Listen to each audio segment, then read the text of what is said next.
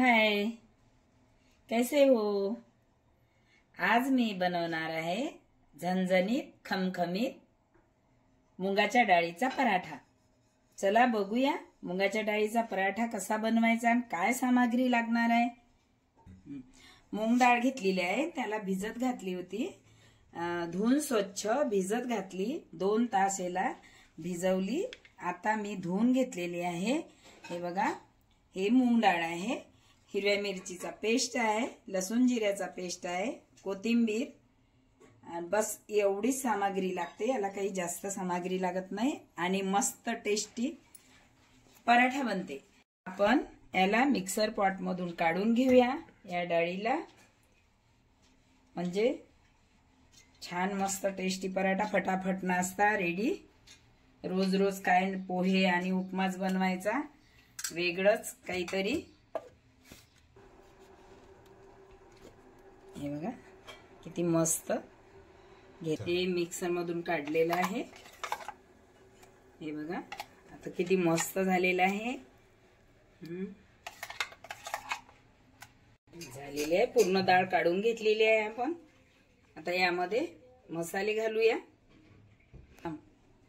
यामध्ये पाणी घालत आहे, पाण्याने थोडं बॅटरला थोडंसं पातळ करून घ्यायचं।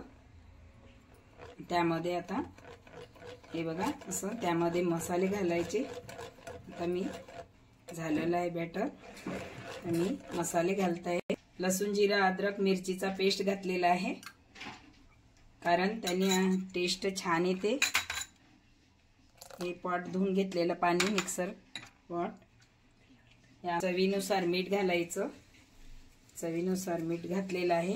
हे बघा, याला पूर्णपणे असं मिक्स करून घ्यायचं, 2 मिनिटं असं हलवत राहायचं, याला फिरवत राहायचं यामध्ये, म्हणजे छान स्मूथ आणि चांगला येते। 1 चुटकी खाण्यावाला सोडा किंवा बेकिंग सोडा घालायचा। बेकिंग सोडा घातलेला आहे, 1 चुटकी बेकिंग सोडा घातलेला आहे मी यामध्ये, कारण खूप टेस्टी आणि मजेदार।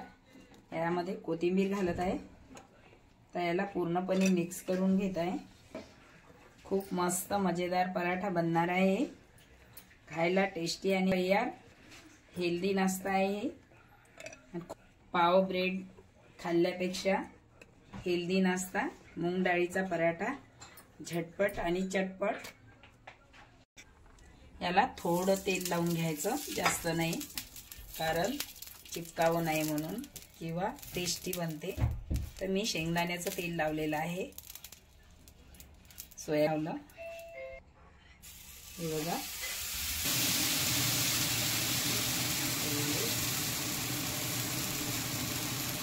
असल्यामुळे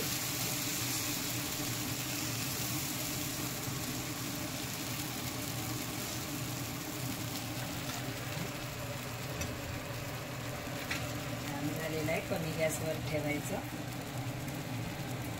याला 1 मिनिट कव्हर करून ठेवते आहे।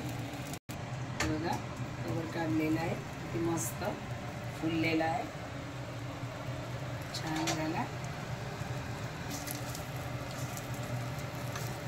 आपण पलटी करून घेऊया। हे बघा किती मस्त छान कलर आलेला आहे।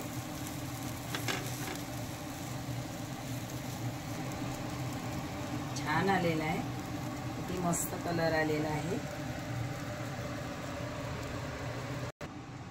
झालेले आहे, 2 मिनिटं आपण काढून घेतलेला आहे। सुरेख कलर आलेला आहे, गोल्डन कलर आलेला आहे, किती छान मस्त आहे।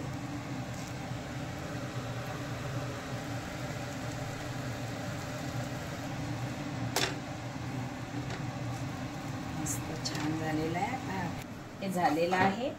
बघा किती मस्त आणि छान झालेलं आहे, खूप खूप टेस्टी झालेला आहे। याला मी आता काढून घेत आहे। आता आपली डिश रेडी झालेली आहे। हे पराठा सॉस सोबत किंवा हिरव्या मिरचीच्या चटणी सोबत किंवा पुदिन्याच्या चटणीसोबत, नारळाच्या चटणीसोबत आपण खाऊ शकतो. जर एवढं काही नसेल तर तसा पण खाऊ शकतो, कारण हे मुगाच्या डाळीचा असल्यामुळे खूपच टेस्टी बनते, त्यामुळे तसाही खाऊ शकतो आपण.